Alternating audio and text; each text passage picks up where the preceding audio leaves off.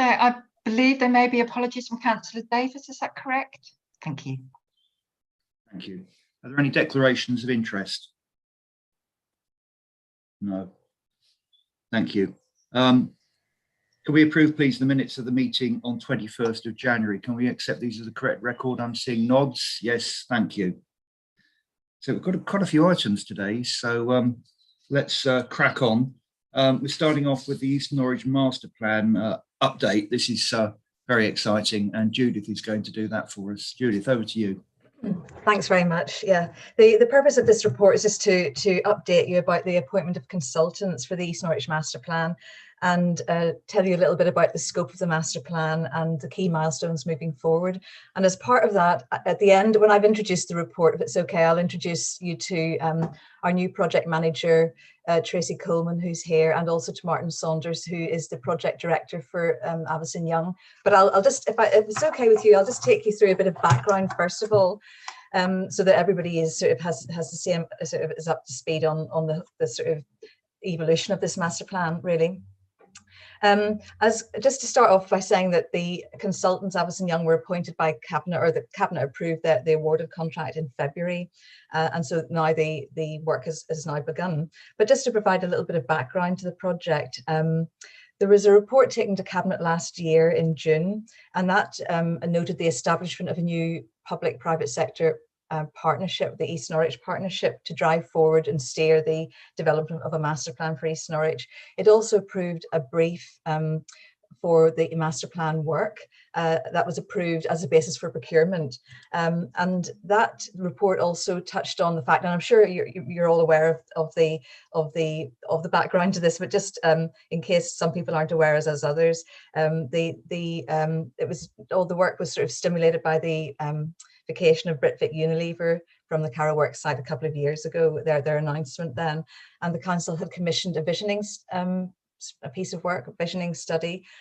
carried out by Fifth Studio, which sort of identified the capacity and the potential ambition for that site that we could be working towards. And they identified a potential that had the capacity for up to 4,000 new homes and 100,000 square meters of employment space, which could accommodate up to 6,000 new jobs. So that was just a high level visioning document, but it did give us an indication of the sort of scope for regeneration of that site and what else it could bring forward. So following that Cabinet meeting last year, work began on the procurement of the master plan, and it's led to the appointment of the consultants, which I'll talk about in a minute. But just to say that the master plan work is considered to be very important because we need to have the evidence to support the policies in the emerging local plan. And we talked at the last meeting about the Greater Norwich Local Plan, the consultation that is actually still ongoing at the moment. It has been extended by a week, and it's on the policies for the whole of the Greater Norwich Local Plan, the strategic and the site-specific policies. But the plan includes a strategic policy 7.1, which talks about Norwich, and it highlights East Norwich and identifies the East Norwich sites, Dale Grant utility sites and Carrow Works sites as a strategic regeneration area. And then there's a more site-specific policy which sets out the site-specific requirements for those sites. So the work that the consultants are starting to work on now will be really important to supporting those policies as they go through to examination and beyond. And also as part of the work will include the development of a supplementary planning document, which again will support the policies and help their implementation. And I just wanted to emphasise again that this master plan is also a key plank of the Townsdale programme. Not only has the Townsdale funded the part of the master plan costs, but also it's going to fund the acquisition of Carrow House, which will give the City Council a stake in the regeneration, a landowner stake in the regeneration of the wider East Norwich area. So just wanted to say a couple of words about the partnership itself. It's, as I said, it's a public-private sector partnership led by the City Council and chaired by Councillor Stonnard. The membership is set out at paragraph 7 of the report, but it's got our local authority neighbours, including the County Council, the Boroughs Authority in South Norfolk, as well as key agencies, the Homes England, Network Rail and the LEP, and also the landowners of the 3 sites. And its role is a high-level steer for the regeneration of East Norwich and steering the master plan, but also identifying and responding to any barriers to delivery as they will come up. So it's really important that we're all working together with this aim in mind of regenerating East Norwich, and the partners between them have secured around £600,000 worth of funding for it to cover the master plan itself and the project management.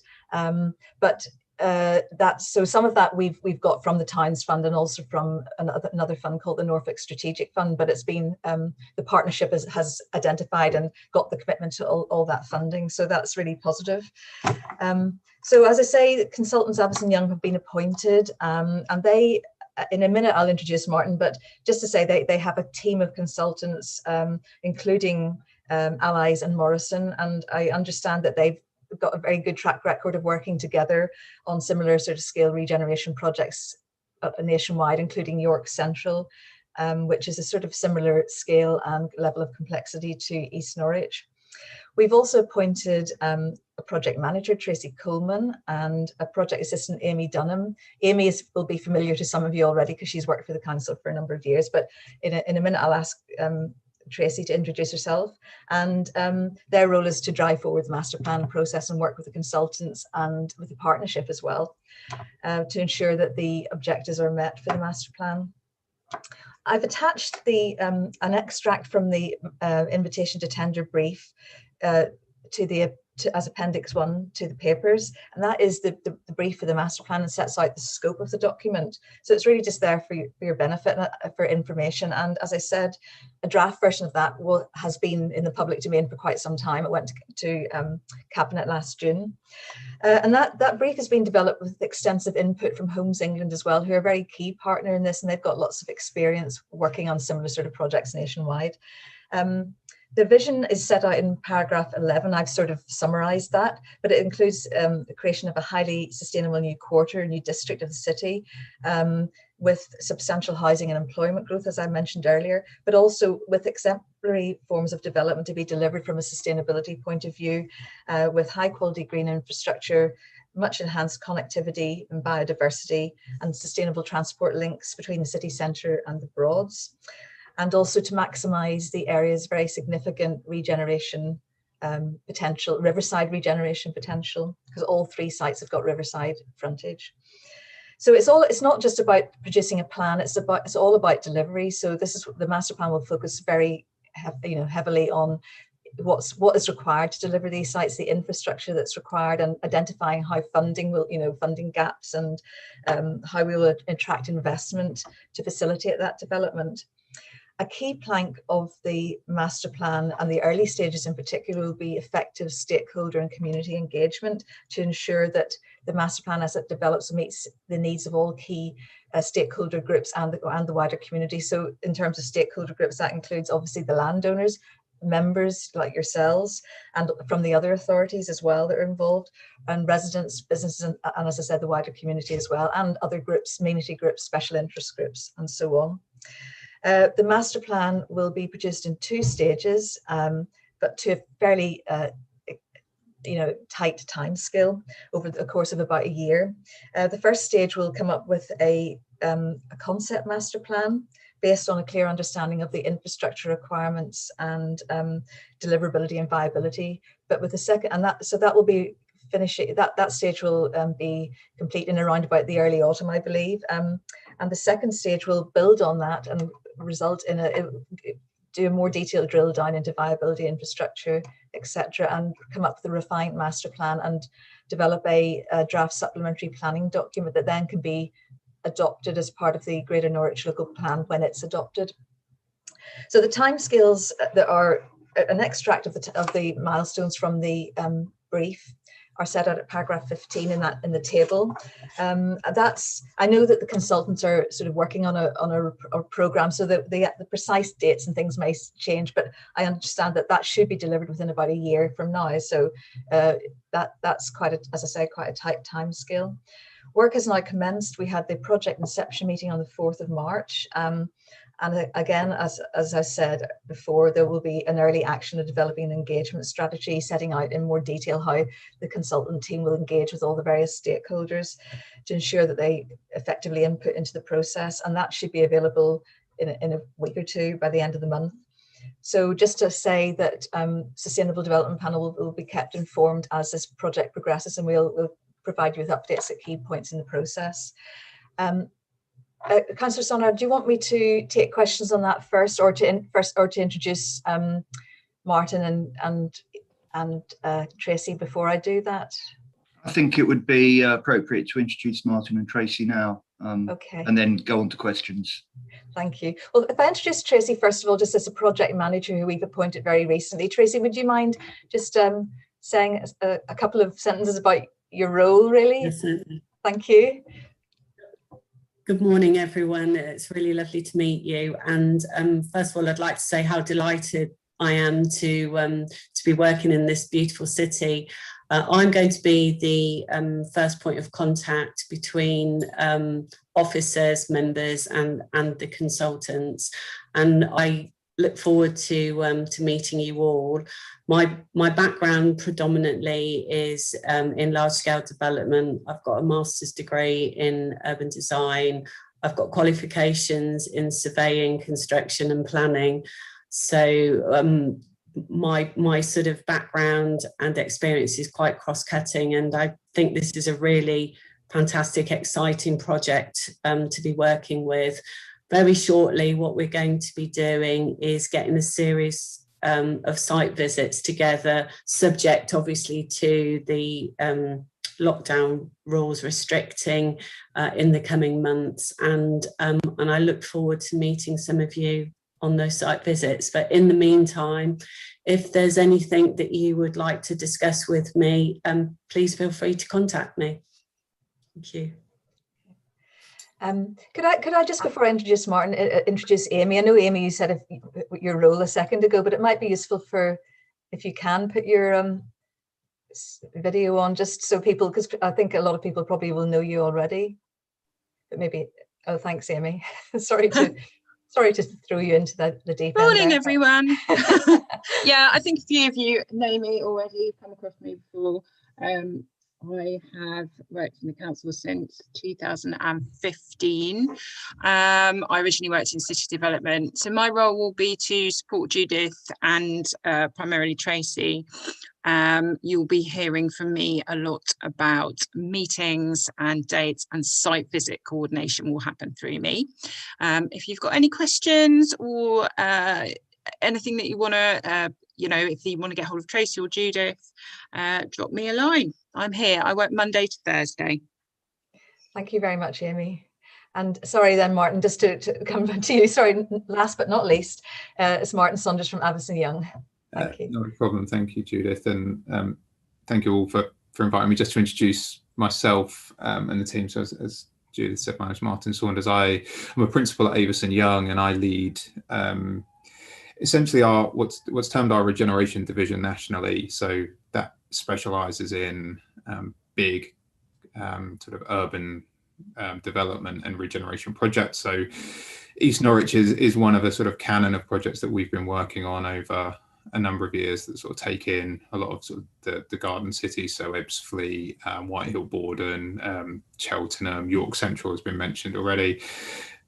I have the pleasure of being here today as the sort of front person, if you like, for a highly skilled team that includes, as I already mentioned, Allies and Morrison, who we regularly collaborate on these sorts of projects with. They are a sort of trusted sort of urban design, master planning and architecture partnership. Importantly, on this one, they're also leading the engagement process. So colleague Anthony Benson, you'll probably see a lot of alongside me in conversation with you and with the public and stakeholders. We have Hydrock, who will provide all of our engineering and technical services. So that includes geology, flood, contamination, transport, and all the sorts of things we need, as Jude said around the start, to underpin any design approaches and any sort of delivery consideration. I think critically and often overlooked in these master plan processes, we also have RPS as our retained cost consultants. And this goes back to the heart of what Judith mentioned earlier, that we want the master plan and you want the master plan and need the master plan to be absolutely about delivery. So yes, there's a policy question to be answered, but at the heart of the master plan, we are incredibly focused on making this deliverable. So RPS have a critical role because they will be the ones telling us how much pieces of infrastructure are going to cost, and then it's sort of my job with my team at AY to work out how we're going to pay for that. So that's all fascinating, interesting sort of conversations to come over the next year. But I think critically in the next sort of 4 weeks or so, and as Judith mentioned, we're just working on the engagement strategy. We had a good sort of discussion around that. We'll be coming to sort of talk to all stakeholders because we're in that information gathering and analysis stage, and we really want to hear from yourselves, the professional stakeholders, landowners, Network Rail, and those sorts of professional stakeholders. There's community stakeholders, so the amenity groups, the interest groups in the area, and then, you know, latterly, but not by far not least, also to sort of get some early public input into some of the thinking and you know, some of the moving beyond the planning policy to some which sets the principle of development to then really start to explore what people's aspirations and hopes are for this area as much as anything else. So we'll look forward to working with you over the next sort of 12 months. Okay, thank you. So Judith, are we going on to questions now from? Well, yeah, if any, yeah, that's absolutely fine.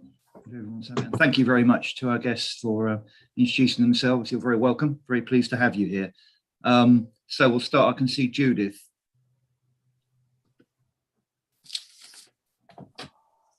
Yes, thank you, Mike, and thank you, Judith, for the background information to bring us up to speed.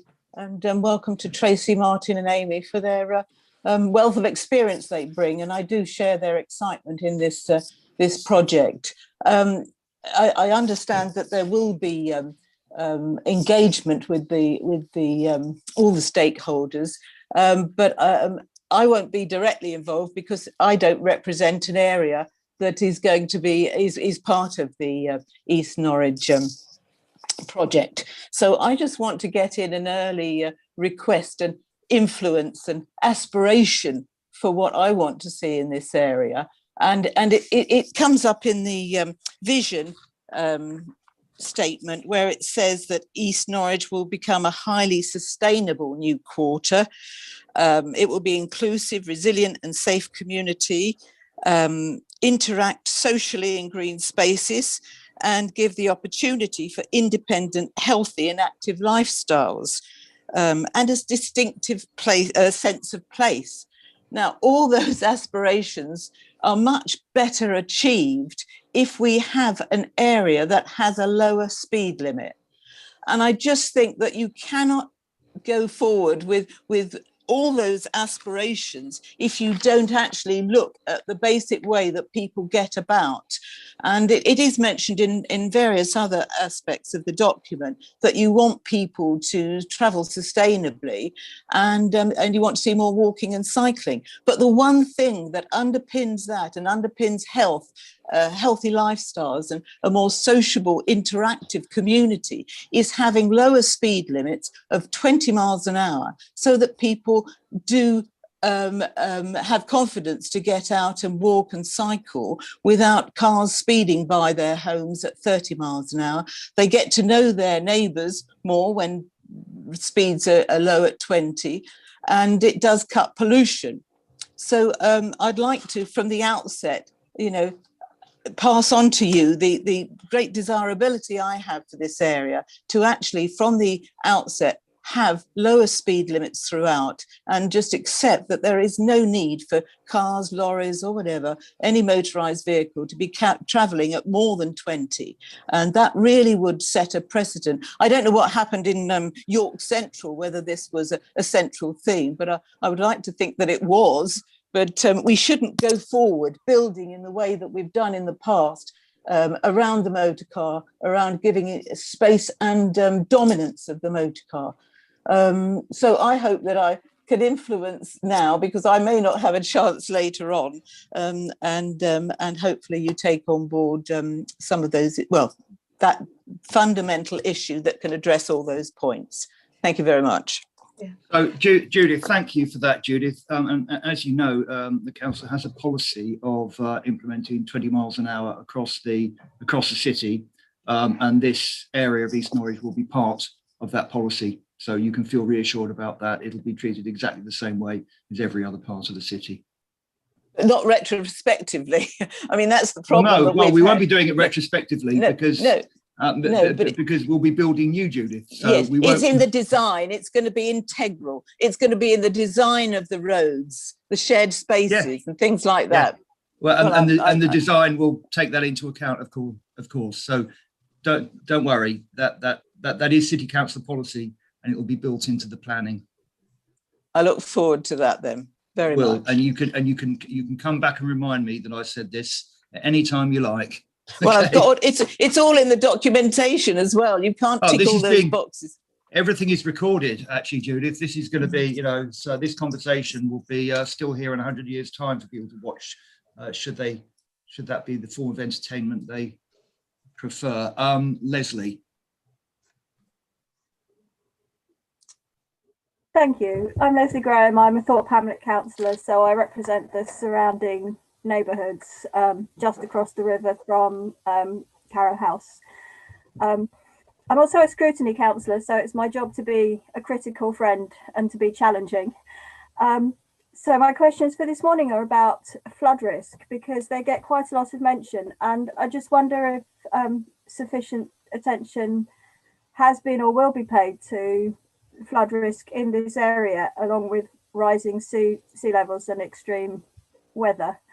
And also there's the blurb says that up to 6,000 jobs will be created, and that's very exciting, but I just wonder how that's calculated. Okay, shall we who would like to answer? I mean, I think the 6,000 jobs is the potential for that area of employment land, but I think we can get some. But it's not just picked out at the air, is it? Well, I hope it isn't. But how did we wake up one morning and think that's a nice figure? Yeah, I understand, Leslie. So who's going to, Judith? Yes, thank you. I just want to say in relation to that visioning study, I'm not 100% sure how that figure came up in terms of the jobs, but I think it was sort of generated from an employment floor space capacity that was considered achievable on the site. But that vision is only a starting point, and it will be challenged as part of this process. It's not meant to be, taken as read, but we've had to come up with some sort of understanding of what the potential capacity of the site will be. So that's something that we will be looking at during the consultants will be looking at during the course of the study.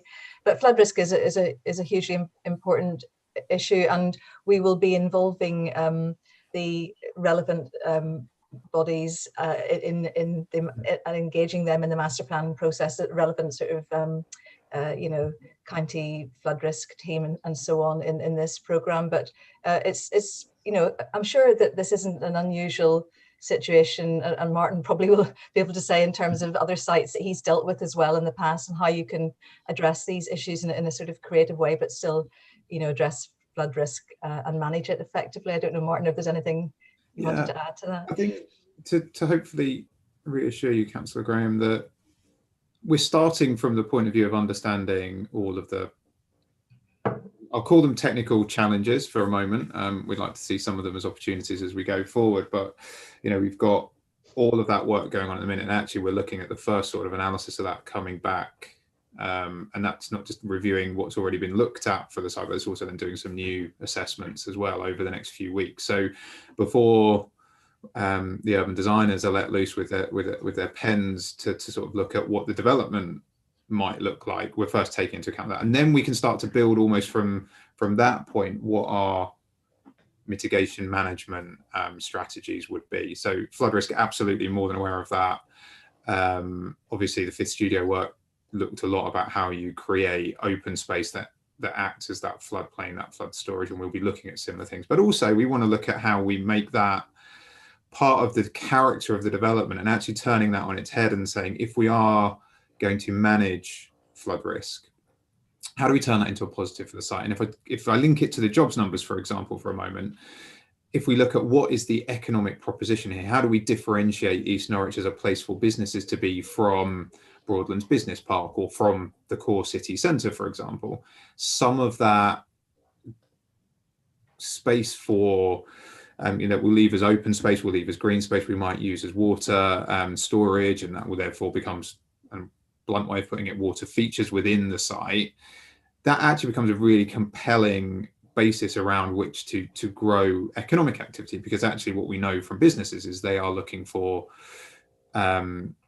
locations which talk to the wellness agenda, that talk to all of their sort of ESG commitments, and actually goes back to the first point about sustainability and healthy lifestyle. So we start from the process of understanding all of those challenges, and then look at how we work with those and address those through a design process. What we're not trying to do is, I may be so unfair to some sort of old style master planning, which is you come at it from a what do we want to build, and then how do we deal with the flooding around that? And we'll be doing the opposite. So yes, we've dealt with flooding.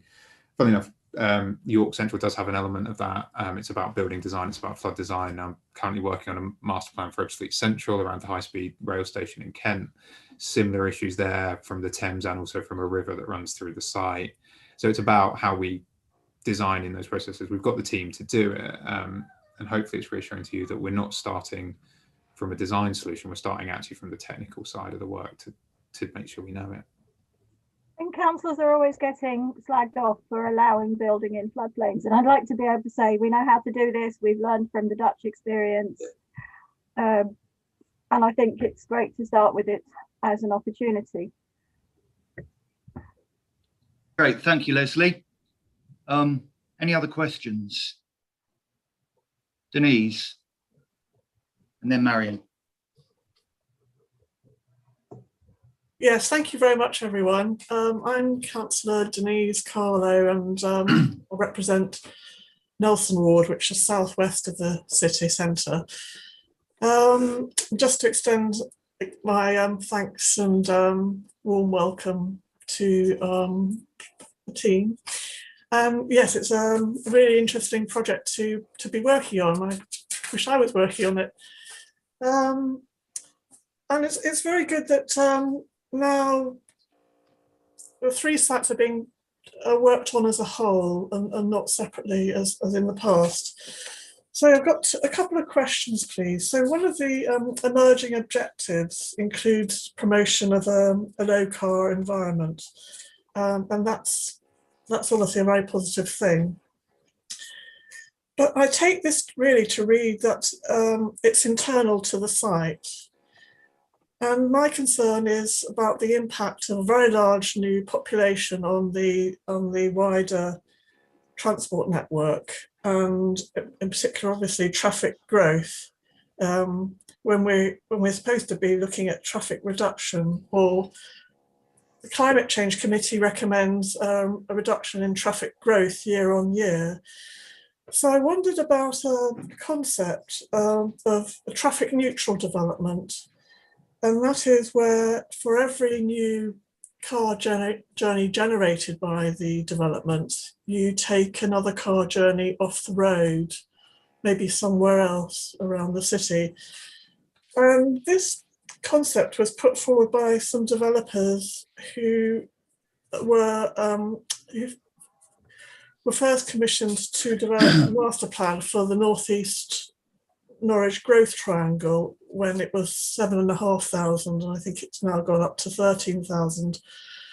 But having drawn up the master plan, they then unfortunately sold on the site and left, and that concept of traffic neutrality has dropped out. But I think it's a really good one, especially in an area such as this, which is very constrained, and I'm concerned that we might see a lot of external new road improvements which will impact on the environment. So that's my first question. My second one, please, is I'm concerned about the impact of a new large population on the wider natural environment. For example, the Whitlingham Lane area is very heavily used, it's very popular, it's very under pressure, and there are a lot of conflicts there on on Whitlingham Lane, for example. There's a lot of traffic now, people driving to Whitlingham Lane, and some of them travelled far too fast along the narrow lane. Ideally, people ought to be cycling, walking there. But my point is, I feel that country park area needs enlarging, really, to cope with a new population in the East Norwich area. So, yeah, a couple of questions there, please. So I'm not sure who's best to handle it. Certainly traffic neutrality is a policy objective which would be beyond the master plan and the East Norwich Partnership, because that only concerns the East Norwich area, and it's actually up for some of the individual members, like the City Council and the County Council, to join the dots in terms of wider issues across the city. Can I just add a little point there, Mike, please, just to say that I think the Greens are going to put forward this idea at the Greater Norwich Local Plan, well, in our response. Absolutely, and that's exactly the place. Yeah. But also, if we want to adopt it as a policy, then we need to adopt it as a city council as a policy. Yeah. And then we would instruct the master planning work and the development work to take that into account. It would be one of our wider policy objectives. So, so I think it's right that you put down a flag, put down a marker, and I think we need to record that. And it's a really interesting concept, because development is going to take place. People need homes and jobs, and how do you do that and at the same time manage levels of private car usage? Yeah.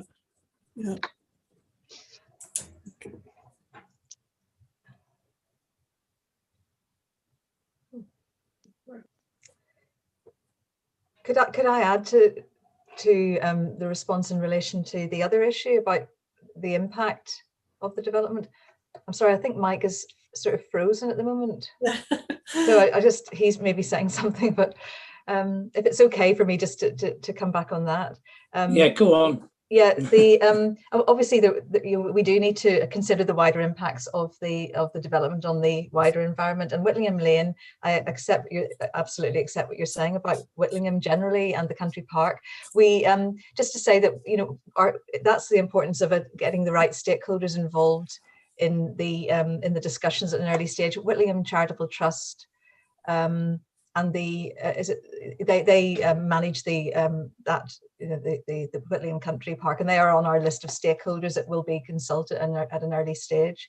And the Crown Point Estates, I think, who actually own the land as well, are also involved. So, and I know there've been discussions over the years about maybe whether Whitlingham, the impact on Whitlingham of sort of increased visitor pressure and so on. So something we will need to address through the early stages of engagement, I think. But it's helpful to bring that to Martin's attention, I think.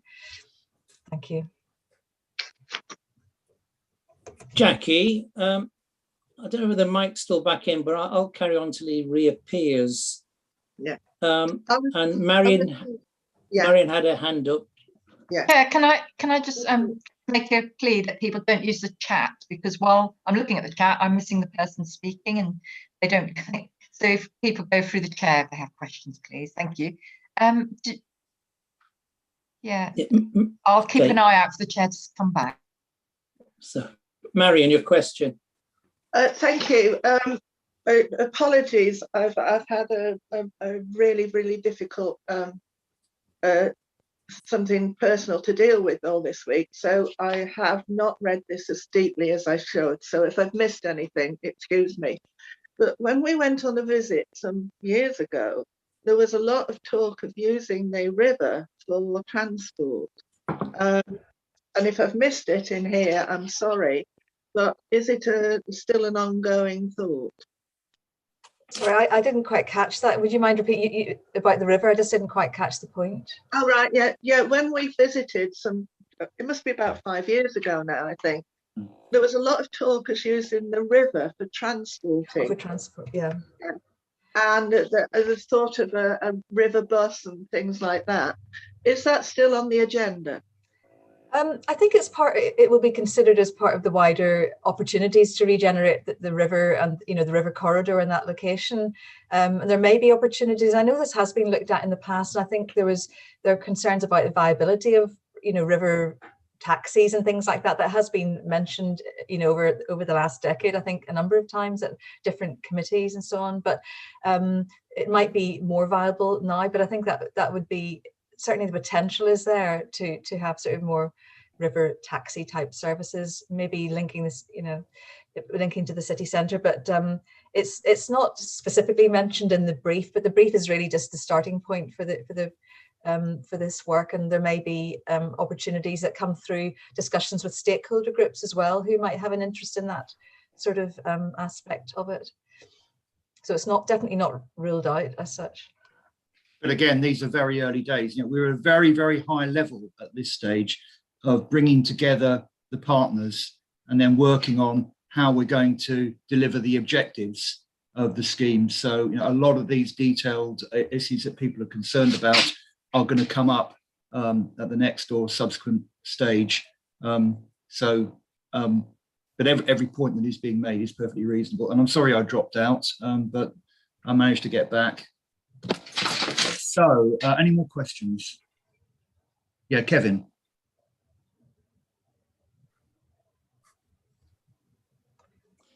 Thanks, Chair.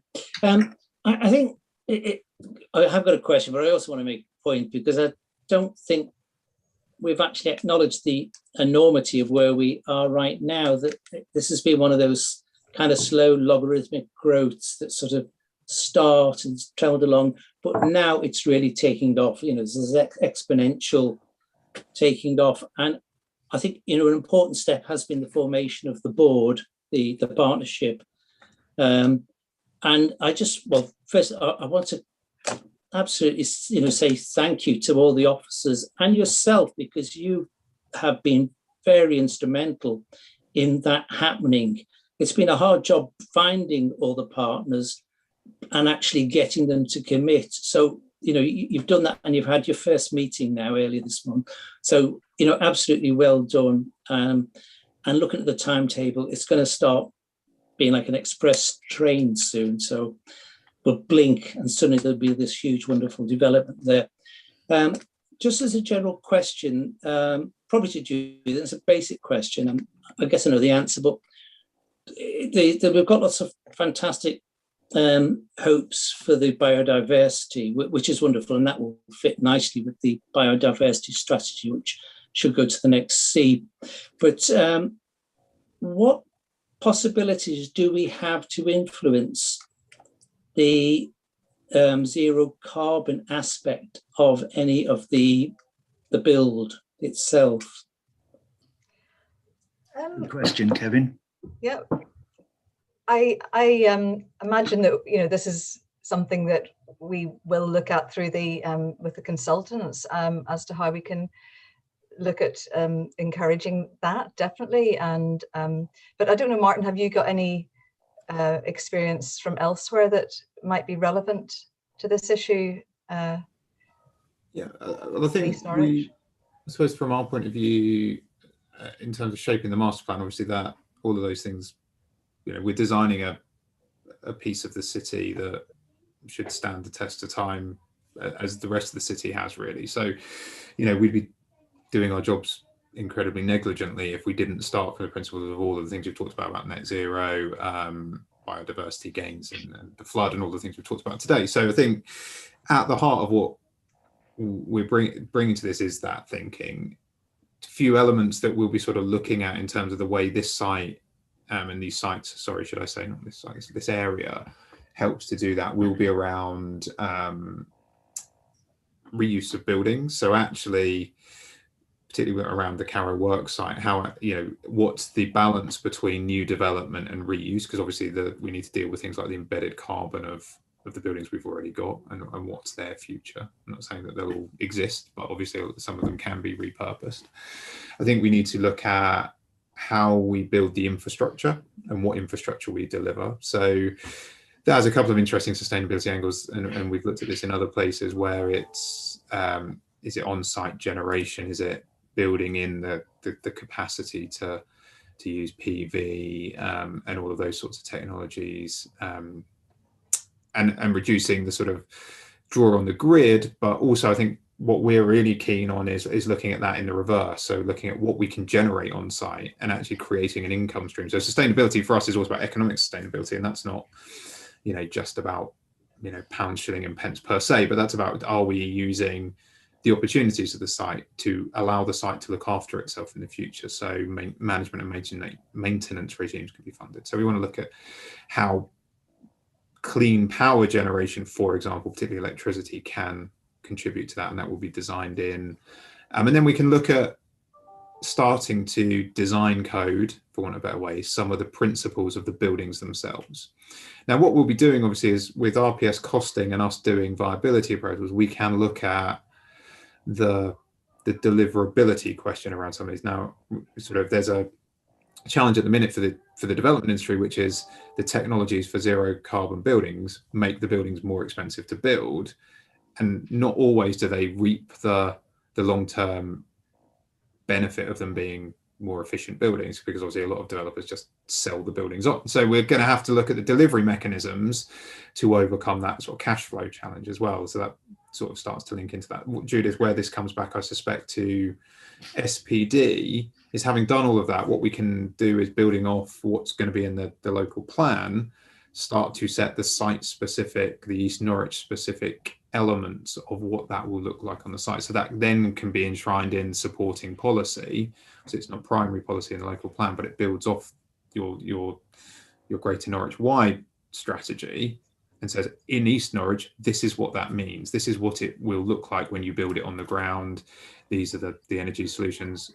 The one bit I've obviously just missed is transport. These are the transport solutions, how we start to decarbonise the movement between this area, the city, beyond the city, out to the Broads National Park, etc. That's sort of how that all comes together. Obviously, we're just starting that, so there's not an answer yet, but that's how we see actually having all of those sustainability principles at the heart of the master plan, and looking at how that ties into delivery going forward. So that's kind of how we've done things at Ebbsfleet. That's how we're doing. That's how we've built things into York Central. Big project we're doing up in RAF Henlow, which is repurposing an old airbase into a new sustainable community. All of those things, through design, through the engineering, and then through the viability, we get to the point of being able to say, this is what we can achieve and this is what we can actually deliver. Great, thank you, Martin, and thank you for your kind words, Kevin. I have to say, as I always do, we must not forget that a lot of the hard graft is done by officers led by Judith on this, and so really need to acknowledge the excellent work that Judith has done and is doing on this. Right, so are there any others? I can see Leslie's got her hand up. Is there anyone else who hasn't asked a question yet who wants to come in first? No, in which case we'll take Leslie as a final question on this item. Leslie. Thank you. I've got a couple actually. Firstly, on the zero carbon, my understanding is that when you're calculating the additional costs, the viability of that depends enormously on the payback timescale that you consider. So I'd like to know what the timescale is, and to plead for it to be as long as possible. My other questions are about the ecology. So when we did surveys for the Western Link area, the company that did the ecological survey was found to be disturbing bats in breeding season and missing a whole load of things that other ecologists found. So I'd like some reassurance about who will be doing the ecology survey, and possibly ask more than one group. And will it include the habitat regulation assessment? And will we be able to see the brief for the ecology survey? More to the point, we'll be able to have input to it. I apologize if it's in something I've been sent and I've missed it. I don't think it is actually, Judith. Leslie, I'll go back to Judith because it's very, very early days, and a lot of these things won't have been sort of bottomed out yet, particularly in terms of decisions about the who, the what and the when. So now is the right time to flag up those issues, Leslie. I'm not sure we can actually answer them all because, as I say, we're at a very early high level sort of strategic stage. Judith? I'm afraid I can't answer the question about the payback timescales about the zero carbon. I don't know if Martin knows anything about that, but at the moment, but on the ecological side, I mean, that again, maybe Martin, I mean, you have consultants, your team will be doing that sort of work. So it's helpful to be aware of those sorts of issues. I don't know if there's anything you want to say about that at this stage. I think, yeah, firstly, thank you. It's good to know there's been issues in other approaches. So we'll take a look at the one you mentioned actually and see what the problem is. What I probably, yeah, we have Hydrock. So I mentioned Hydrock. They are leading all of that environmental side of the work as well. So they will be the team working on that. I probably do some, I don't have it to hand, but I do have the names of all of the technical leads of all that. And what we're doing with Judith and Tracy is sort of building up a project directory of all of those technical sort of leads and sub bits of the team, if I put it that way, because Hydrock have got about 12 divisions in this team working on it. Absolutely, when we're doing any of this work, we're more than happy to engage with yourselves to sort of talk about particular issues you're aware of and things that we should pick up. You know, we come at this as technical specialists. We're not Norwich specialists in that sense. So as much as we can learn from you, the better. So yeah, absolutely, we're happy to have that conversation as we get into the work. Just on the carbon payback, I don't have an answer to it yet, because what we'll be doing is we won't start with a fixed answer. So we won't be saying, oh, we'll only calculate this over 20 years. Sort of the point I was trying to make a minute ago is what we'll be looking at through the delivery end of this as we get through sort of to autumn and the sort of final sort of few months of the project is what are the ways that we can deliver these aspirations, deliver these objectives, deliver these priorities, and what's the best mechanism for paying for it. So it's not saying that, oh, we'll have a 20-year payback period and if you haven't paid it back, then we're going to deem it unviable. We'll look at it and say, well, okay, what's a different model to have a longer payback period? Who's capturing that value and how is that being considered? So it's absolutely, we understand the challenge of these things. And as I said, it's often because the people building the kit, building the buildings, isn't the one who owns it over the long term.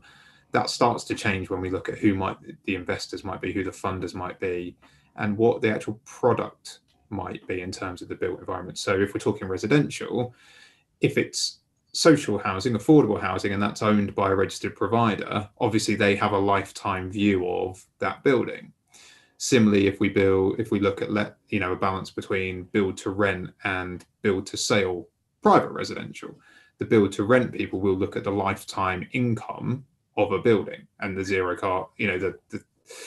carbon technology within it will be part of that consideration, versus a residential developer who will build you a block of flats or a house and then sell it, and they don't worry about that payback. So all of those things come into the conversation about payback periods. It might be that, and one thing we are going to look at is whether there is a specific energy, I'll just use energy for now, energy sort of company created that might be backed by the local authority to manage all of that and to own all of that infrastructure, all of that kit for the future. And then actually it's a completely different equation because you're talking about completely different time horizons. So I can't answer the question as in give you a figure of years today, but as we work through the process, we'll be finding the best way to make all of this achievable. It isn't sort of a very black and white surveyor, development appraisal says no, and therefore we stop our work and tell you can't have it. We'll be working very hard on the solutions to the problem as we come up with them. Great. Thank you very much for that, Martin. And thank you to you, and where's our other guest gone? Let me just see. Tracy. Tracy, where is she? There she is. Oh, right. Yeah, we can't see you anymore, Tracy. But anyway, thank you to you and Tracy for attending today and introducing yourselves, and also for answering our questions. And I'm sure we'll be seeing more of you as time goes on. Well, some of us more than others probably, but I suspect this isn't your last outing to the Sustainable Development Panel. So thank you very much, and we'll move on. Mike, you did say Yes. that now was a good time to raise things. So can I raise one more point? No, because we've got to Mr. finish Saunders by has 11. said? We've got to finish by 11, and we're going to run out of time. We've got another 4 or 5 Okay. items on the agenda. Perhaps if you can deal with these things offline if you want to write to me or Judith, and we'll feed them in. Okay, in a line, my point is zero carbon means zero combustion, and I will write it. Thank you. Thank you. Right, let's move on then to item 5, which is the revised Norfolk Strategic Planning Framework. This is for us really, and I think we've sort of seen various iterations at different points around the council as this is developed, so it's not new. And the other thing to remember is that it is a joint document. So as usual, it contains compromises, it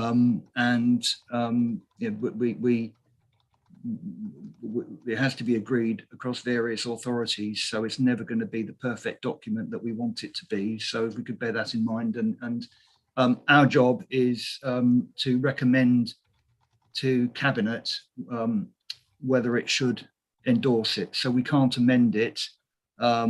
We don't have that power, but we can make comments to Cabinet, which will be receiving it shortly. So we could bear that in mind in terms of our comments. That would be helpful. And as I say, we've all seen this document developing, so it's not actually new, shouldn't be new to any of us. So with that in mind, can I pass over to you, Judith? Are you introducing this? It's actually Charlotte is introducing that item. Charlotte, hello, where are you? Oh, hello, Charlotte. Didn't see you there. So many faces on the screen. Hello, Charlotte, welcome. Hi, thank you. Okay, so just a sort of very brief reminder that the Norfolk Strategic Planning Framework is a non-statutory document setting out how the Norfolk councils will approach strategic planning issues, and it's part of discharging our duty to cooperate. The original version was agreed and endorsed in February 2018, and then a revised version was agreed in September 2019. So the NSPF needs to be kept up to date to show how we continue to work with our neighbouring authorities, and so to ensure that it reflects any new information or changing circumstances, things like that. So the report that you've got today highlights the main changes to the document. I mean, there are some other changes which are more minor, which haven't been pulled out in my report to you. I'll run through the main ones in a moment. This version of the NSPF hasn't gone to public consultation due to the nature and the scale of the changes, but it has been presented to the NSPF member forum, so they have seen it. It's also probably worth noting, just before I go through the changes, that obviously in the recent consultation for the planning white paper and the proposed changes to the planning system, there are proposals to abolish the duty to cooperate, but there is no clear indication of the future of what strategic planning is going to look like. But City Council considers that continued cooperation between the Norfolk authorities is key to securing better planning outcomes and addressing strategic sort of cross-boundary issues. So going through the main changes then, some of these will be fairly brief, but references have been included in the document to make reference to the LEPS, Local Industrial Strategy, and their COVID-19 Restart Recovery Plan. Information's been incorporated from the Norfolk Older Persons Accommodation Study, covering the range of different types of housing required and need and things like that. There's been updated information on the contribution that student accommodation makes. We've got strengthened wording around the authority's commitment to planning for healthier environments. A new section on climate change has been added, incorporating work undertaken by a subgroup on what local plans and planning can do to help address climate change. And there's also a background document related to this, which I think was linked. You've had a link to that as well. The document's been updated to refer to work being undertaken in collaboration with Water Resources East to safeguard a sustainable water supply for this region. There's significant changes have been made to the telecom section on progress around 5G rollout and fibre to the premises, things like that. The document's been amended to incorporate work relating to the green infrastructure impact of recreation impact avoidance mitigation strategy, GIRAMS, long title. So those are sort of the main changes there. And that's resulted in a number of new agreements in the NSPF or amended agreements in the NSPF. Those are all detailed at the start of the NSPF document for clarity, and I have summarised those in the report. But sort of the key changes to those agreements are those relating around addressing climate change, supporting 5G and telecoms rollout, and delivering and administering the GIRAMS study outcomes. You'll also see in the SD panel report, paragraph 11, a summary of the next steps and possible future work streams to come out of this version of the NSPF as well. So hopefully that gives you an idea of the main changes, albeit in brief. This is obviously, as Councillor Stannard's already said, being reported for comments before going to Cabinet, hopefully that you'll recommend for endorsement. So just let me know if you have any questions.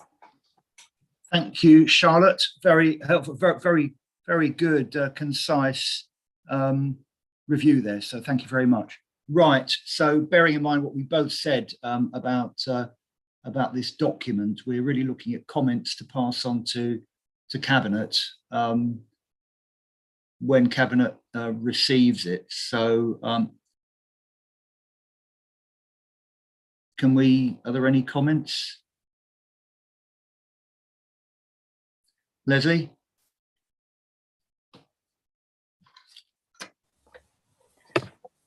Thank you. I'm a bit shocked that it can't be amended and that we've seen it so late in the day. And, you know, I'm totally behind the principle of continuing cooperation in spite of government policy.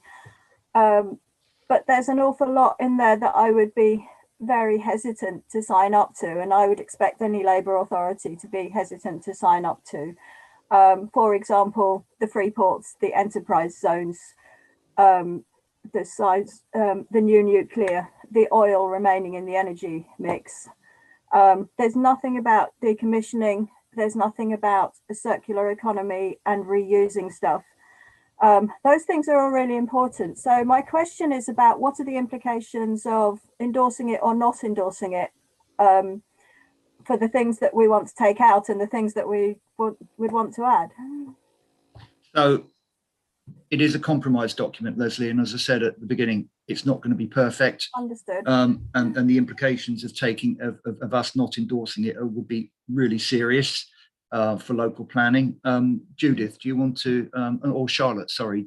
Well, does either Charlotte or Judith, do you want to pick that up? Yeah, I mean, it's our programme of way of demonstrating that we're meeting the community, the duty to cooperate, and it is an important part of supporting, like, for example, the Greater Norwich local plan. It's how we demonstrate that we're meeting that duty to cooperate. So I think it would have implications, but as Mike says, it is a compromise document. Some of it, you know, maybe could be it could be a bit stronger. We would support it being a bit stronger in certain areas, but we've had to sort of compromise. I mean, this document hasn't changed drastically really since the last version. Sure, it hasn't, Charlotte, because we felt that it wasn't that a decision was taken not to consult on it because the updates were fairly minor really to the last version. And in fact, you know, the very first version of it, which was adopted in about 2018, it had a consultation, but since then we haven't really had significant changes. It's just a case of keeping it up to date and making the right, you know, references to current policies and so on. But I think that the next version of it will be subject to more to consultation, because it's going to have to take on board updates to the NPPF and maybe the outcome of the white paper. There'll be quite a lot coming out of that, which it'll have to respond to. So we felt that there weren't that really many significant changes since the last version, which is why it hasn't been subject to consultation. And I do think the implications of not endorsing it at this stage, you know, there could be implications for the Greater Norwich Local Plan primarily.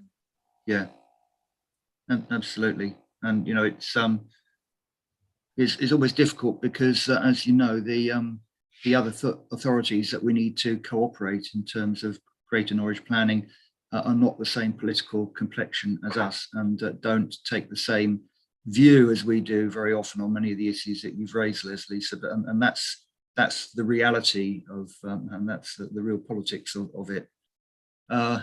Okay, I saw Judith, then Denise. Yes, thanks, Mike. I was pleasantly surprised to see so many references to alternative transport, and cycling and walking comes up in many parts of this, and this is the first time I've seen it. I don't know, I don't think it's ever been to sustainable panel before, has it? And I think it has been before going to cabinet previously, but probably it would have been about sometime in 2019. I think it was 2019. Okay, yeah, something like that. Quite a while ago. These documents take ages, as you can imagine. But part of the new information is the new section on climate change, and the one on health has also been strengthened. And it's in those two sections that I think, again, to echo what I said before, there's lots of good words about encouraging people to walk and cycle, but there's absolutely nothing about reducing speed to help them do so. And although this is a strategic document, I still think that if you don't put that in at this stage, there's not a commitment to do it. And you're not actually going to bring about that change. You're not going to make people healthier. I mean, it says under health, page 603 or 61, recognising that the greatest health benefits across are to be had by encouraging the inactive to be moderately active. Well, we know that a third of all 11-year-olds are obese now, and obesity, overweight, is one of the issues that is stalling the life expectancy increases, and it's bringing about lots of other problems in the health system. So it's really very, very fundamental that if you want people to do short active journeys built into their everyday life, then you've got to help them by making it safe for them to do so and not get in the car. And I just say there's nothing in here about, reducing speed levels to help people make that change to walking and cycling. And it just seems very, very fundamental to me. But perhaps we might see it in a further one. But I think it's just they like to put the words in, but actually don't want to challenge themselves how they're going to get to the place where they want to be. And I feel it's a missed opportunity, really. So, I mean, what I would say first of all, Judith, that were it not for the City Council, a lot of that stuff wouldn't be there. That's the first thing, even to the extent that it is. I mean, there's a great irony. We saw the government announcing large amounts, the Conservative government announcing large amounts of money to invest in buses and to encourage greater use of public transport. And this week, which is really, really welcome. The irony is that their counterparts at local level in some district councils are reluctant to agree to any policy which wants to reduce use of the private car. They basically say, well, we'll all be driving electric cars in a few years' time, so that's okay, isn't it? Well, actually, they're missing the point. Yes. Yeah, they're missing the point. Very reluctant to, for example, not see development taking place in new settlements or expanded settlements in rural areas which aren't going to be sustainable, but and using the same arguments. So when you're sitting down and negotiating in that sort of context, it's really, really difficult when you're trying to get a compromise document to get in as much as we have. But I share your frustration. And in terms of whether this is the right place to put 20 miles an hour, or whether or not in a strategic document like this, and I'll take a view from Charlotte or Judith, whether this would be the right place or whether it would be some other part of the process. Yeah, Judith. I just think that the first point to make is that we can go beyond what it says in this document. This is a minimum sort of approach that's been agreed with all the other authorities, so we can go beyond that. I'm not sure that we would ever get any agreement with the other authorities to put something like that into this document anyway. So I wouldn't put any money on it, Judith. No. It'd be money down the drain, I'm pretty sure. This is a, you know, it is a, as Mike said, a compromise document, and we can go further than it in many ways. So it's the minimum level. That's a really good point. I forgot that, Judith. You're right. So there's nothing stopping us going beyond it. But you know, once again, it's the politics of the hinterland that we have to engage. But to go to the extent of putting all this information in about health, and yet, you know, well, I don't see a link between health and transport and design, unless you are planning to do the very thing that we need to do, which is reduce the use of cars and reduce speed. But you know, that's the only link that there is between health and design and everything. Well, we can do that. We can do that in the city, Judith. And I think maybe it would be a good idea. Maybe, you know, someone should write to the local Conservatives pointing out what the National Conservative policy is on these things, and it would be really might be helpful just to point them in that direction. As I say, share your frustration, but we can. That's the minimum baseline in the city. That's the important thing from the point of view of the area we're responsible for. So I saw Denise, and then I saw Adam. So take Denise next, and then Adam. Yep, thank you, Mike. Yes, I wanted to raise, please, the new agreement in there on climate change. And what the agreement says is Norfolk planning authorities agree that climate change is an urgent strategic cross-boundary issue which will be addressed at the heart of local plans. To do this, the authorities agreed to consider the approaches contained in the NSPF climate change research paper when the relevant policies are next being reviewed and updated as part of the local plan process.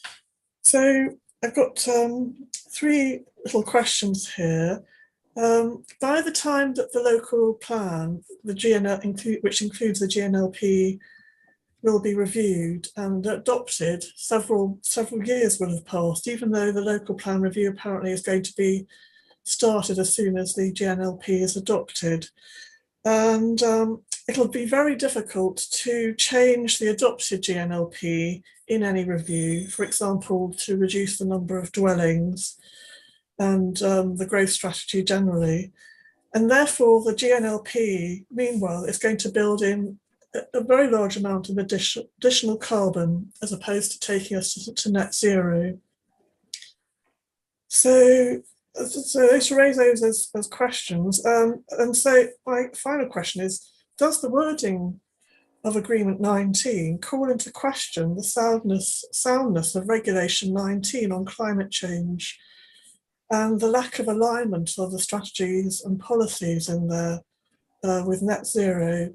So the climate change statement in the Regulation 19 is all fine and dandy, and although it's been added in at a fairly late stage, but in relation to soundness, there's a definite lack of alignment there with the policies and strategies.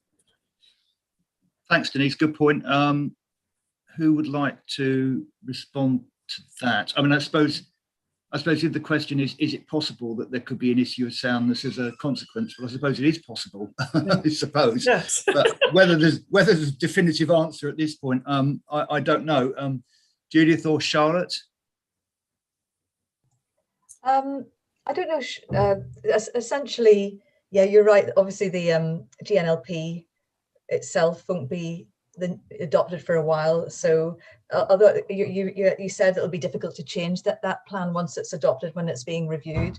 I mean, I hope it, that's just, we don't know, but I hope it will be. It'll take a very close look at the climate change requirements in the NSPF at that point. I don't know, Charlotte, if you're aware of any more of the detail of the climate change paper in relation to the GNLP policies. It's probably that's a bit of a big question right now, but I'm not aware of there being any obvious soundness issues, but Charlotte's been involved in the discussion, the sort of working group on the climate change document, and a part of that development of that document. So Charlotte, I don't know if there's anything you can add in relation to that in terms of soundness. No, I mean, I don't. Just to sort of as reassurance, there was somebody from the GNLP team that was also working on this as well. So I'm sure that they have considered that. I mean, I haven't really got anything else specific to add to that point at the moment, but it's certainly something that we can pass on to the GNLP team and just flag up to them that, you know, you've commented on that as well. And but I am sure that they have been involved in sort of the production of that climate change background document. So but yeah, we can definitely flag that up with them. Yeah, can I just have a point, Mike, please? Yeah, go on, Denise. Yes, just say, the background document, the climate change and planning system paper is very good, but it's come too late, and it hasn't shaped the GNLP, and so I think that's what you're going to find, that a number of different commentators are going to be raising the issue of soundness and climate change and the GNLP. Just to add, but my thanks as well, when I went through the minutes of the GNDP board meetings, it was really helpful to see that members had raised climate change over a period of time, and it was clear that it was the city council members, although it didn't specify, but it's clear that it was. But actually, that was really helpful. And also helpful to have those recorded in the GNDP minutes, and certainly I'm going to be raising that in the Green Party response. Thank you very much, Denise, for that. That's good to hear. And of course, if there are questions of soundness as a consequence, because it seems that the documents are out of kilter, some people might say, well, so be it. If that forces some rethink at a later stage. Some people might say that. I'm not necessarily saying it, but some people might say that. Yeah, thank you. So who else? Adam. And then I think we'll have to move on. We're really tight for time. Chair. Going back quite a bit now, Councillor Graham mentioned about free ports and this document supporting the concept of free ports, but I couldn't see any reference to that when I read the document. As far as I'm aware, Yarmouth hasn't been announced as a free port. I wondered if no, it hasn't. No. Wondered if Charlotte could illuminate on that. Thanks, Adam. I am afraid I can't illuminate on that. I can't find reference to free ports either. I don't know if I couldn't see it in the document. I don't know if Councillor Graham has a reference. Give me a moment, and I'll find it. Okay, we'll move on, Leslie. But we'll I mean, if need be, we can deal with it offline. We've got 40 minutes. Quick point. We're going to endorse it. Can I suggest that we endorse it with reservations? Yeah, we can do that. We can endorse it with reservations, and the minutes will note the points which have been made. I mean, I don't think there's been a huge amount of disagreement between members of the panel in terms of where we might have wished we hadn't had to make compromises. So I think we can highlight those issues while saying that we recognise it's a compromise document, and we endorse it. So if members are happy with that, are we in agreement? Yeah, brilliant. Okay, everyone's agreeing. Thank you. Right, and thank you also to Charlotte and Judith once again, particularly to Charlotte on that. As usual, we're supported by excellent officers, which makes all our lives a lot easier. Oh dear, okay. The right to regenerate consultation response. My heart sinks slightly because this is well, you've read the papers, you'll know what this is about. We'll have our introduction. Who's introducing this? Is it Joy? Me, yeah. Hi, Joy. Yeah. Hi. Sorry, it's not you that's making my heart sink. It's the content of the consultation which makes my heart sink. Okay, thank you, Chair. So yeah, the right to regenerate consultation. So it's a recent consultation that the government has carried out, and it's basically a relaunch of the right to contest, which allows members of the public to request that the government or local authorities dispose of unused or underused land.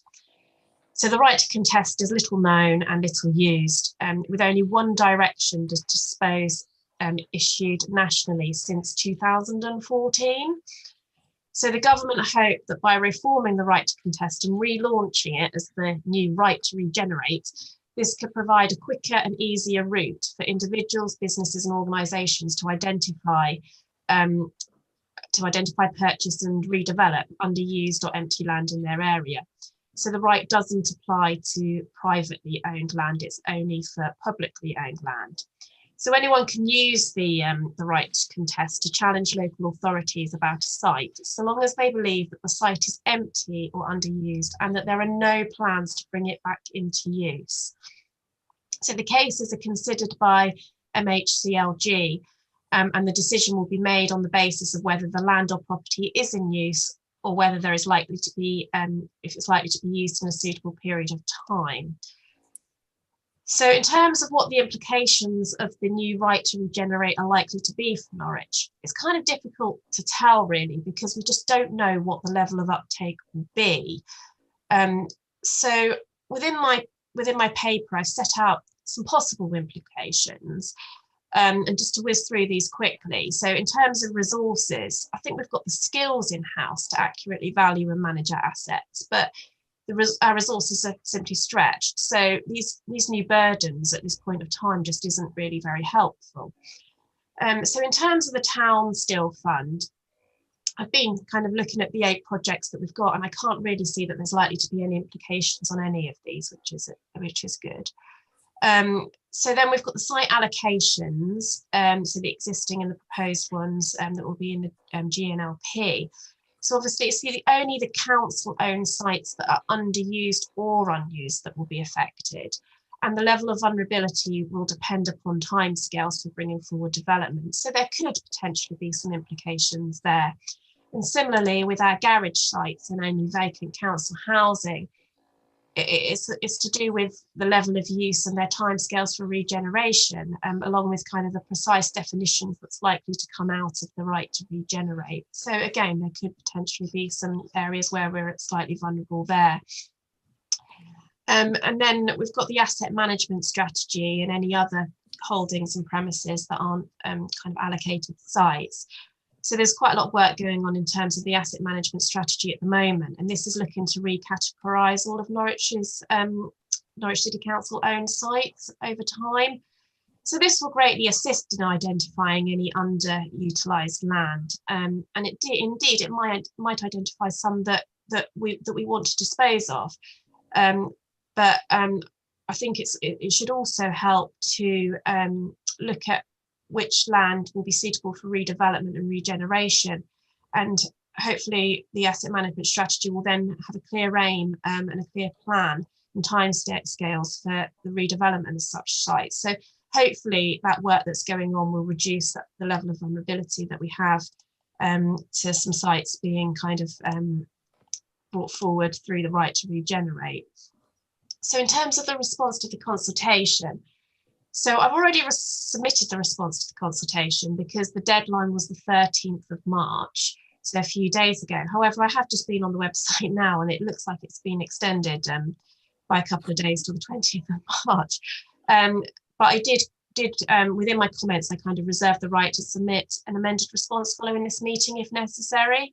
But kind of hopefully you'll agree with the response that we've put together. So basically, I've set out that overall we don't welcome the proposed right to regenerate. So not only could it be resource intensive at a time when our resources are being stretched, but it could also hinder the council from achieving longer term wider regeneration proposals. So that the more detail about is given within my response. Furthermore, we feel that the proposal lacks any evidence base as to the extent of land that is currently unused or underused, which are owned by local authorities. And it seems slightly perverse that nothing is actually being done to unlock land in private ownership that's unused or underused, which is much more of a problem within Norwich. So moreover, we've got concerns that assets could transfer from public to private ownership, and then they could remain undeveloped, and then that means we could do nothing about it, unless if there's a condition which requires that the new owners redevelop the site within a certain period of time. So we have identified some sites that could potentially be vulnerable, and I think as a council we need to make sure that we've got clear plans for any unused or underused land, a clear timescale for regeneration, and then hopefully if there are any requests that come forward, we're able to kind of rebut this with the fact that we've got these clear timescales for regeneration. So although they might be unused or underused at the moment, the council has some firm plans for bringing them forward for development. So the consultation sets out 11 questions. And my response to these are set out on pages 154 to 158 of the agenda. Given the time constraints, I don't plan on going through these, but I think if there are any questions or any particular ones that you'd like to discuss, and that's probably the best way of doing it rather than me just running through them all, if that's okay. Yeah, I think that's right, Joy. So, Joy, thank you very much for taking us through that. And just so that members are aware, Joy didn't act unilaterally. I did sign off the draft response, which you see. And at that point, we thought, as Joy said, we thought that the consultation would have closed by now. So we are in a position, actually, I think, to make changes retrospectively, potentially, or to send in further comments if we wish. So I'll sort of take questions and comments. It does seem to me this is a bit sort of, what was it? 4 legs good, 2 legs bad. As George Orwell might have said. In other words, you know, private sector good, public sector bad, transfer the problem into the private sector and make it even more difficult for the public sector to do something about it. It feels again ideologically driven and, you know, with no evidence base. It's so frustrating. Anyway, Kevin, I'll stop going on. Your hand is up. Well, actually, you started to say some things I was going to say. First of all, thanks, Joy, for such a robust phrasing in the response. That's good, and you know, it says exactly what we want and feel. I'd also like to make a point, which again has been started to be made, about land banking in the private sector. And wouldn't it be nice if compulsory purchase was as easy as this is suggesting it will be for the private sector? But if I can just ask a question, what do we get any guidance as to what they mean by underused? Could they, for example, look at one of our parks and say, well, not many people use that park? You know, look at half a Mouse Old Heath and say, well, look, you know, there's not very much use there, not many people going. You know, and I'm being slightly hyperbolic to make the point, but underused is a very difficult concept. Yeah, I totally agree with you.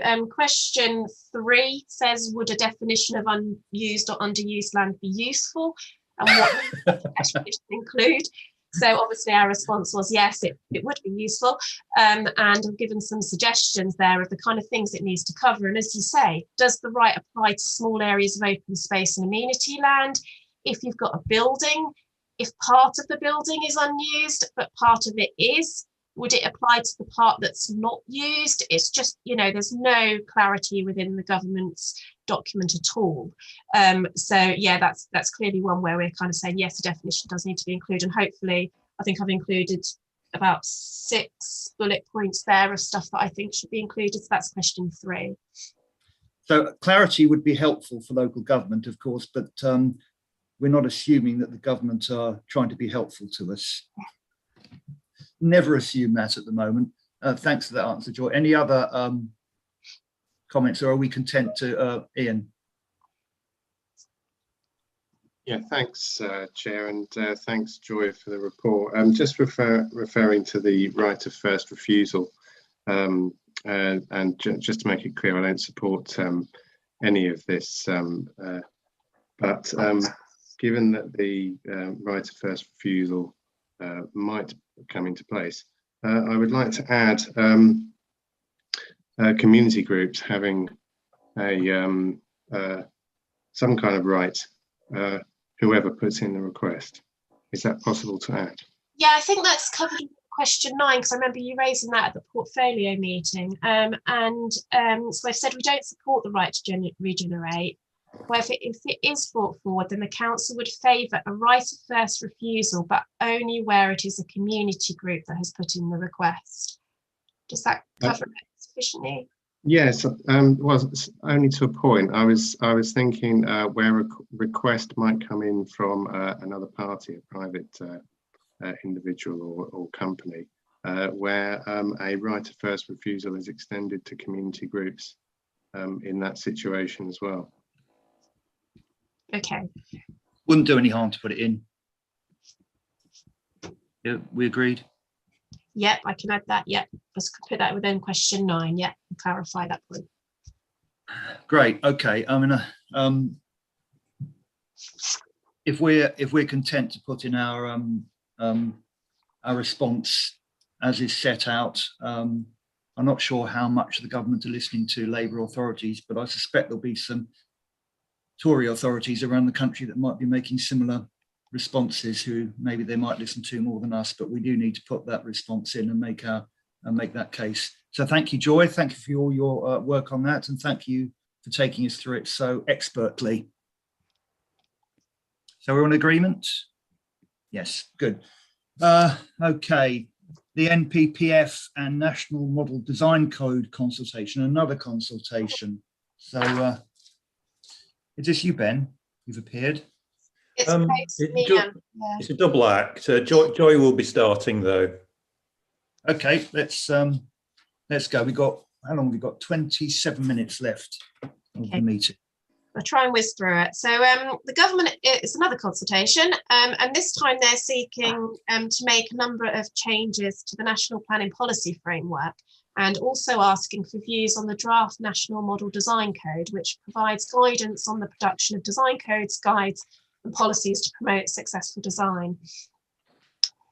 So, sorry, most of the changes to the NPPF relate to policies on the quality of new development and respond to the recommendations of the Building Better, Building Beautiful Commission. So the government has, however, taken the opportunities to make a number of environment-related changes, including amendments on flood risk and climate change. There's a few other kind of minor factual changes, and there's also an update on the use of Article 4 directions. So a fuller review of the NPPF is expected in due course to reflect the wider reforms set out in the Planning for the Future consultation document. So I'm going to take you through the changes to the NPPF along with our proposed response, and then I'm going to hand over to Ben, who will take you through the design code information. So in terms of the NPPF, I think overall we can actually support the proposed changes to the NPPF, although there's a couple of areas where I have some concerns. I think if it's okay with you, Chair, the best way to do this is to go through it chapter by chapter, but spending most of the time focusing on the areas of concern. So if I briefly set out what the proposed change is to the chapter and what our response is, and then if there's any questions or any comments, I think it'd be best to make those before we then move on to the next chapter, if that's okay. So the first change is to chapter 2, which is achieving sustainable development. So the revised text reflects the Building Better, Building Beautiful Commission's recommendation to emphasise the importance of well-designed, beautiful and safe places. It also strengthens the emphasis, on the role of planning in protecting and enhancing our natural, built and historic environments. So I'm kind of suggesting that we support the changes to that chapter. Great. So do you want to, how do you want to do this? Should we go straight to Ben now? No, I thought, well, I was just anticipating, well, just thinking if there was any questions or comments on that particular section. Like they're quite minor changes, most of these things, but it's just a little bit detailed with the wording.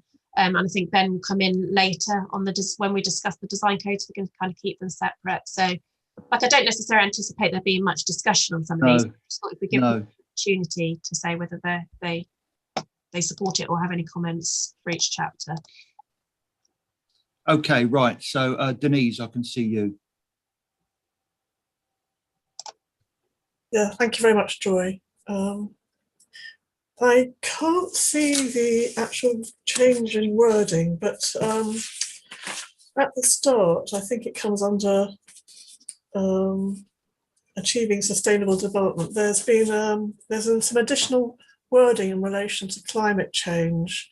I think it's at something like paragraph 11, and there's been a new there's some new wording in there. I wish I could find it.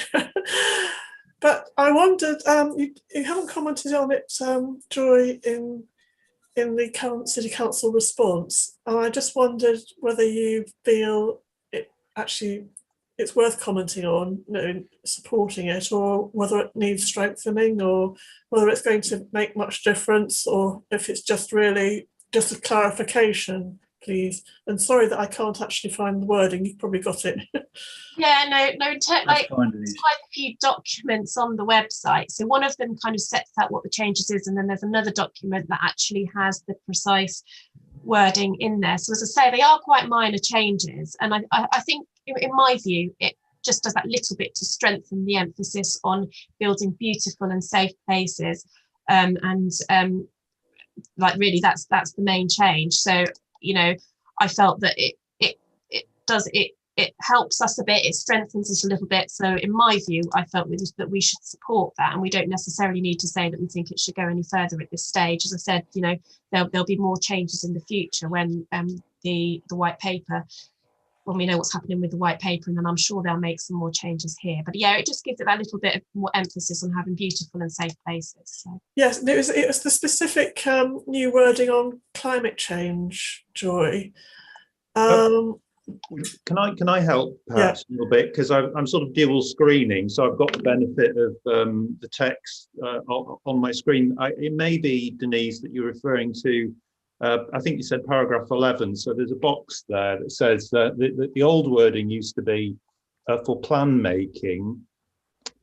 This means that plans should positively seek opportunities to meet the development needs of their area and be sufficiently flexible to adapt to rapid change. So that was the earlier wording. The new wording that's being proposed that we support is for plan making. This means that all plans should promote a sustainable pattern of development that seeks to, meet the development needs of their area, align growth and infrastructure, improve the environment, mitigate climate change, including by making effective use of land in urban areas, and adapt to its effects. Yeah, that's it. Yeah. Yes, it was to ask whether you thought that it was just a clarification of the plan of the NPPF, or whether it strengthened it on climate change, please, or whether it should be strengthened further. That in putting forward our consultation comments. I think I was of the view that I'll hand back to Joy. Yeah, I think I was of the view that it emphasises it a little bit more. So in my opinion, I think it's an improvement to the wording. And at this stage, I didn't think it was necessary to suggest that we go any further. But I mean, we could say that we welcome the improvement, but we would like to see it strengthened. We could, if that's what members would like us to do. In what way would we like to see it strengthened? What would I suggest? Absolutely. I think mentioning net zero by 2050, because that's the legal target now, and I think that needs to be emphasised everywhere. because the MPPF is really so important, I think it would be helpful to actually state that in the. Is that something that could be incorporated? Will that be appropriate in this document, Joy? Yeah, okay. Okay, Jeff. It's an improvement. It doesn't do any harm, certainly, but it's an improvement. It's a clarification, so we can do that. I think, is it members happy with that? Yeah, I think we are. Good, thank you, Denise. Leslie? Thank you. I certainly share your approach and I don't want to take anything out. I wonder if we might, as well as including the net zero by 2050, add that I think there's an interim target. Is it 68% reduction by 2030? I'm not sure if that's right, but it might be sensible to have an interim target. And the other thing I wanted to say was we haven't said anything about protecting the green belt, and I wonder if there's a reason for that and if we might consider it. So the CPRE have put forward a proposal that you're probably familiar with about green wedges for Norwich, and I would like us to support that and wonder if we might say anything about protecting green belt. There is a chapter on green belts, but given Norwich doesn't have a green belt, I said that we didn't have a comment on it. So I don't think it could go within that section. It would have to probably go somewhere else if we're talking about kind of green wedges, because there's a difference between green belts and green wedges in planning respects. So yeah, we'd have to go somewhere different. Thank you. Okay, should we move over to Ben then? I still need to go through the other changes to the MPPF. Oh, sorry. Yeah, sorry, there's quite a few of them. So in terms of plan making, so this chapter has been amended to require strategic policies to set an overall strategy for the pattern, scale and design qualities of places, and require councillors who wish to plan for new settlements and major urban extensions to look over a longer time frame of at least 30 years. So I've suggested that we're in support of this. It's important to plan long term. So if there's no comments on that, I'll go on to chapter 4, which I think is one of the important ones to discuss because this is about decision making and Article 4 directions. So it's proposed to amend the wording to allow only Article 4 directions to be used where they're targeted and fully justified. There's two options, and one of them is that Article 4 directions for the change of use to residential will be limited to situations where this is necessary to protect an interest of national significance. And also they're suggesting it should apply to the smallest geographical area possible. So I'm extremely concerned that this wording, it would prevent the introduction of our Article 4 direction to prevent the uncontrolled loss of offices to residential, which is, I know, is something that's quite important to this panel and something that we previously agreed should be taken forward. So also with the proposed changes to the permitted development right that may come in, it might be that all town centre uses can change to residential. So again, this change is going to rule that out, even if we end up having any kind of further evidence to suggest that we should introduce them. So within my consultation response, I'm therefore planning on objecting to the proposed change, and I've given quite a detailed response, which is set out on page 163 of the report. So hopefully that goes far enough in kind of indicating how, you know, we don't support that at all. It seems that the government are introducing more and more permitted development rights and then taking away our ability to use Article 4 directions where we feel that there's actually a need and we've got evidence for them. So sorry, I'm muted. I was just saying absolutely, Joy, and that was something we discussed in detail, isn't it? And yeah. So I'm assuming that there will be general support for what you've drafted. Anybody against it? Okay, moving on to chapter 5 then. This is about delivering a wide choice of high quality homes. So paragraph 64 has been amended to clarify that where major development involves the provision of housing, planning policies and decisions should expect at least 10% of the total number of homes to be available for affordable home ownership. So this is to address the confusion as to whether the 10% applies to all units or the affordable housing contribution. So my concern is twofold. So firstly, our emerging GNLP sets out that 10% of the affordable homes should be made available for home ownership where this meets local needs. And therefore our policy won't be in accordance with the NPPF. And then secondly, in Norwich, there is little need for affordable home ownership. Instead, the greater need is for social and affordable rent. So I think it's important that we have the flexibility to be able to ensure that our affordable housing meets the needs of our communities. So therefore, I'm objecting to that part of the proposal. Otherwise, we're going to end up in a position where we only end up with affordable home ownership and we won't get any affordable rent or social rent homes. So I think the other changes within that section I think are okay, but yeah, I think that part we definitely need to be suggesting that we don't support. Well, absolutely, because again, there's this sort of ideological obsession with home ownership rather than affordable social housing, which is where the need is in Norwich. And again, it feels that it's being driven by the politics rather than actually what the need is. That's my view anyway. Does anyone disagree with us making that response to that element? No, I thought not. Okay, carry on, Joy. So chapter 8, which is about promoting health and safe communities, and there's some minor changes within this section to clarify the government's expectations for attractive pedestrian and cycle routes. So I've said that we support that. Of course. We agreed on that? Cool. Yeah, of course we are. Yeah. Chapter 9 is about promoting sustainable transport.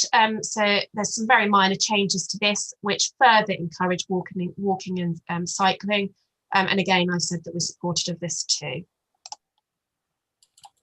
Absolutely. Yes, we in agreement? Yes.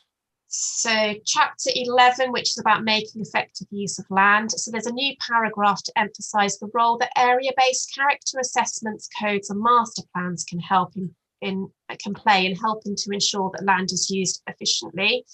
So we support this change, and this is something that Ben will discuss a little bit more when we move on to talking about design codes.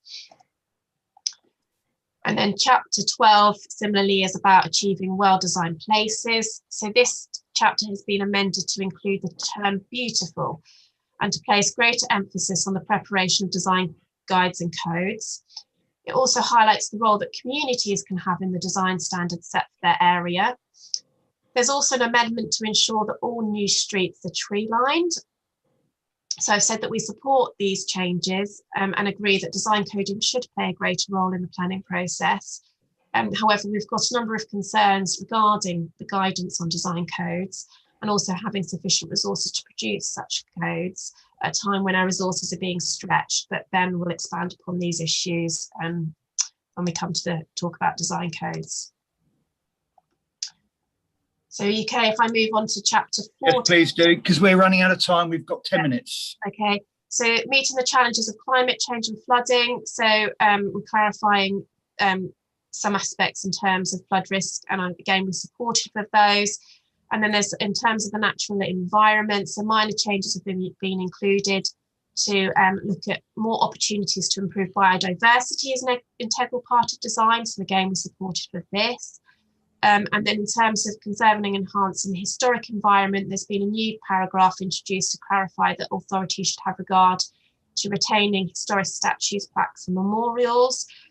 So I've said that we support that and we support the fact that LPAs are the best placed to make the decisions on the removal of historic statues and plaques and memorials. So I'll now pass over to Ben, if that's okay, to go through the design code stuff. Thanks, Ben. Thanks, Joy. Ben. Mike, given that there's just 10 minutes, I mean, I could spend 10 minutes trying to explain, you know, what design codes are and what I'm proposing we say. Obviously, that's in the report under that final section, question 15. Would you prefer that we just use the time for any members to ask me questions or prompt a discussion?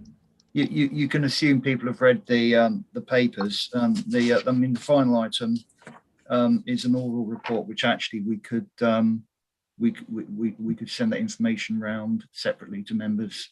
It's an oral update, which we could do.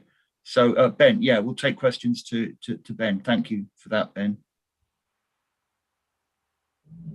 Are there any questions to Ben?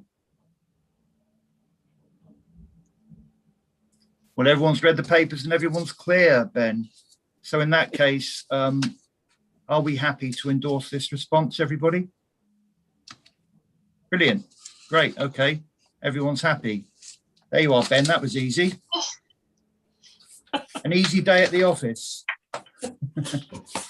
Right. In which case, let's take that oral report then on, here we are, on the 5-year land supply statement. So that's an oral report. Thank you. I'll just be very brief. Normally we would bring the annual monitoring report for Greater Norwich to you about this time of year.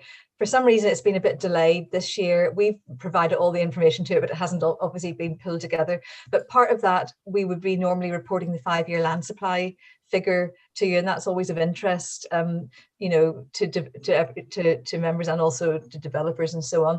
But that figure has been produced and published fairly recently, so I just wanted to mention it to you.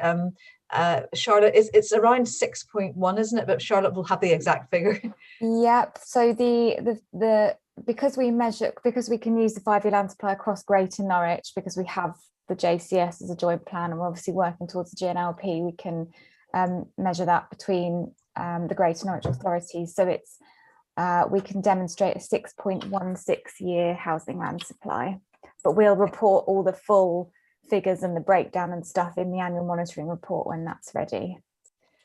Thanks, Charlotte. And just to say the significance of that is it's a good thing to have a 5-year land supply, you know, over 5-year land supply, because it means that we have full control, you know, in terms of making our planning decisions. If you don't have a 5-year land supply, there's a presumption in favour of sustainable development, and that means that local councils can lose their sort of control over certain developments. So we will report back the full, as Charlotte said, the full annual monitoring report to you in whenever we can, as soon as that's possible, and it'll include the 5-year land supply statement as part of that. Thank you. That is indeed good news. So thank you for that, Judith. Are there any comments or questions on that oral update? Denise? Yeah. Thank you very much. Yes, sorry, Charlotte. First of all, I missed the exact number. Is it 616 year? Yes, 6.16 years. That's right. And is that in writing anywhere, please? Yes, there is a statement. There is a 5-year land supply statement. It's going to be published on the Greater Norwich Growth Board's website. It was asked to go up there a couple of weeks ago, but it isn't still on there. So I have chased that up today. But I can, once that's published, I can circulate a link to the statement to members if you think that would be useful, so you can have that to hand. It's useful for the for responses to the Greater Norwich to the Regulation 19. Okay. GNLP. So yeah, that's great. Thank you very much. That's fine. Great. Great. If there are no other comments or questions on this item, Leslie? Sorry, it's not on this and there isn't time to discuss it, but if I write something about the green belt with and talk to Joy, would you be happy to consider it? I mean, the policy at the moment, and it's a long, it's something which is for discussion elsewhere. I mean, the City Council has resisted having a green belt around the city for lots of very, very, very good reasons. So it's a debate that we need to have if you want to raise it. Maybe that's something we should talk about offline. Okay. Okay. Okay. So if there are no other comments or questions, I think we've come in on time, which is great. So thank you very much, everybody, for helping with that. And I'll see you all soon. And thanks to the officers for Jackie for her support and all the officers for all the reports and excellent presentations they've given us. Bye, everyone. Bye-bye.